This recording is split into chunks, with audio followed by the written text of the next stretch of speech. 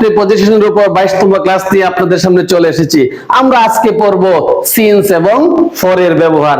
Sir, আপনি তো এর আগেও ফর এর ব্যবহার পড়িয়েছেন, নিমিত্তে বা জন্যে বুঝাইতে প্রিপজিশন ফর বসে। আজকে ফর এর আরেকটি ব্যবহার আমি পড়াবো। তাহলে দেখে, পিরিয়ড অফ টাইম বোঝাতে ফর ব্যবহৃত হয়। স্যার, পিরিয়ড অফ টাইম কি? পিরিয়ড অফ টাইম হচ্ছে সেই সময়কাল যাকে গণনার জন্য একক হিসাবে সেকেন্ড, মিনিট, ঘন্টা, সপ্তাহ, মাস, বছর ইত্যাদি ব্যবহার করা হয়। স্যার, যেমন উই হ্যাভ বিন ওয়ার্কিং, আমরা কাজ করিতেছি ফর 5 আওয়ার্স, একটা পিরিয়ড অফ টাইম ধরিয়া। এখানে দরিয়া বা যাবত বুঝাইতে প্রিপজিশন ফর ব্যবহৃত হয়েছে। তবে একটু ব্যতিক্রম আছে, পিরিয়ড অফ টাইম না থাকলেও অনেক ক্ষেত্রে দীর্ঘ সময়, দীর্ঘক্ষণ, দীর্ঘদিনের ক্ষেত্রে আমরা ফর এ লং টাইম শব্দটা ব্যবহার করতে পারি।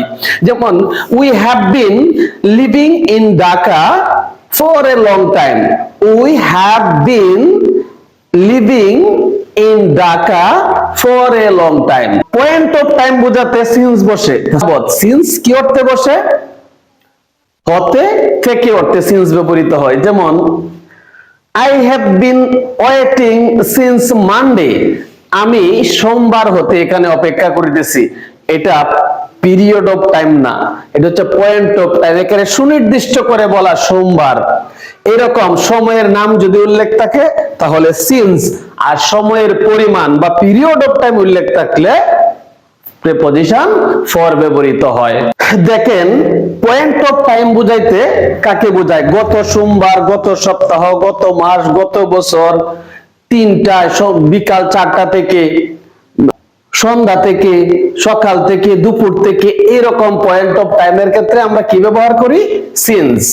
আর যদি বলি 7 ঘন্টা, 7 মাস, 7 বছর, 3 মাস বা 3 দিন, 3 ঘন্টা, 5 মিনিট, এই পিরিয়ড অফ টাইমের ক্ষেত্রে আমরা ব্যবহার করি ফর, দরিয়া যাবত অর্থে। আর হতে থেকে বোঝাতে ব্যবহার করি সিন্স। তাহলে আমরা একটা জিনিস একদম ক্লিয়ার, একটা হচ্ছে সময়ের নাম আর একটা হচ্ছে সময়ের পরিমাণ। সময়ের নামের ক্ষেত্রে আমরা ব্যবহার করি সিন্স, আর সময়ের পরিমাণের ক্ষেত্রে আমরা ব্যবহার করি ফর।